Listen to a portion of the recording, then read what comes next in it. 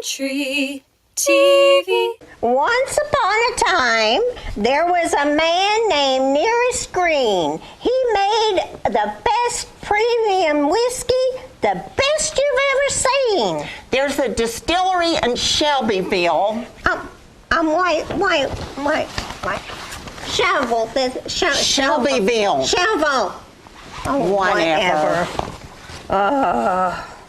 Where you can learn the history of how one single man mastered the taste of good whiskey. And there's the Barrel House Barbecue, where you can bring the family.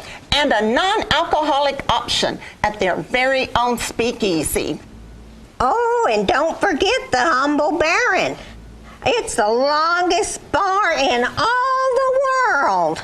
At 518 feet, like a horseshoe, it is curved. Yes, and Guinness World Records has claimed the bar for its great big book. So do yourself a favor. Plan a tour And take a look.